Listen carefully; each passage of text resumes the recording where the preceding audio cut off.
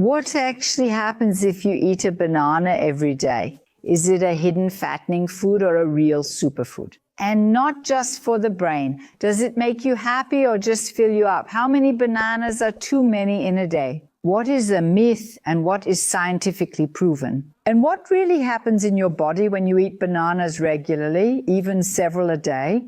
I'll explain all of that to you now. The banana is one of the most popular fruits in the world. Quick, convenient, sweet. But that very sweetness makes many people wary. And it's worth taking a look beneath the peel. Bananas provide a whole range of important nutrients: potassium, magnesium, B6, vitamin B6, fiber, and yes, also sugar. And especially when the bananas are very ripe. Potassium, for example, regulates your blood pressure. Magnesium is important for your muscles and nerves, and your body needs B6 for hormone production as well as for energy production, and so on and so forth. And the fiber they contain, especially the resistant starch in unripe bananas, is really good for your gut. So the banana is anything but empty sugar. Green bananas contain significantly more resistant starch. This acts like a prebiotic in the gut, so it feeds the good bacteria and ensures a slower rise in blood sugar. The riper the banana, the more starch is converted into sugar, and that makes it softer, sweeter, but also more quickly digestible. And if you have problems with blood sugar fluctuations, you should go for slightly green-yellow bananas rather than the fully yellow ones. But if you need quick energy, for example, before exercising, you can go for fully ripe ones. It's not the banana itself that's problematic. It's the context and the individual needs. It's often said that bananas make you happy because they contain serotonin. That's true, but the serotonin in the banana doesn't actually make it across the blood-brain barrier. So that means it doesn't reach the place where it actually needs to work. But be careful, the banana contains tryptophan. What is that? That's an amino acid.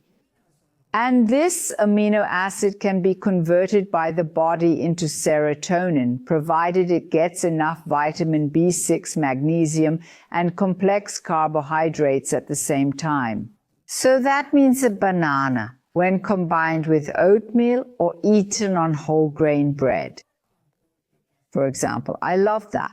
That can actually support your body's own serotonin production. So yes, good mood with the system and without that sugar rush.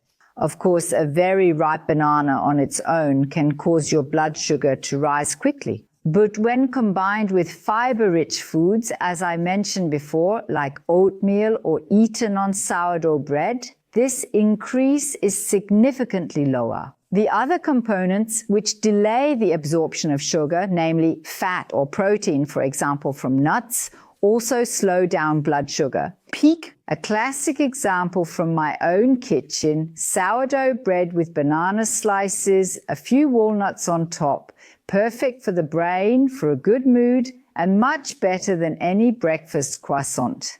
And yes, even in banana bread, meaning banana cake baked in the oven, the banana is hardly a problem as long as the recipe isn't overflowing with sugar and butter and you use whole grain. The matrix doesn't count the individual fruit. What's the deal with those dark lines in the banana? Does it mean the banana is spoiled or is it completely normal? Have you ever even noticed it? I'm bringing up this topic now because someone actually asked me about it recently. Look, there are these 3 black dark spots in the banana. Is that normal? Of course it's normal. They're actually in every banana, but these were very dark, so they stood out.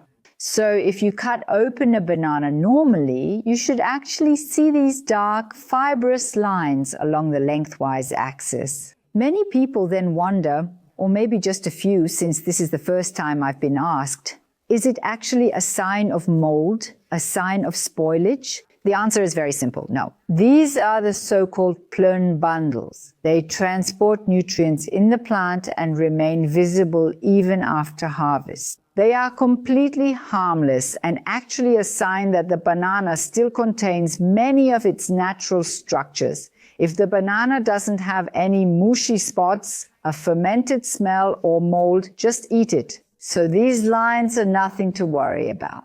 So bananas are rich in nutrients, practical, versatile, and if you combine them properly, they're completely unproblematic even if you eat them every day.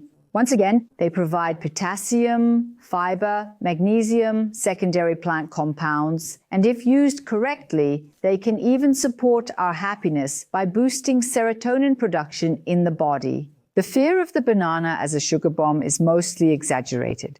What matters most is your overall diet. So go ahead and keep eating your banana. It's best combined with oatmeal, nuts, or sourdough bread. And remember, it's not about restrictions, but about understanding the connections correctly.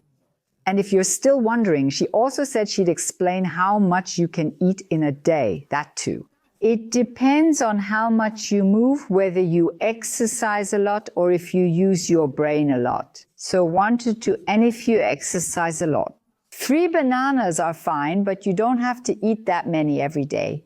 So 1 banana a day is perfectly fine. If it's more, then there has to be a reason, or there should be a reason for it, right? There are also other fruits, such as berries. Please don't forget them. Do you remember any banana skeptics? Then please make sure to share this video with them.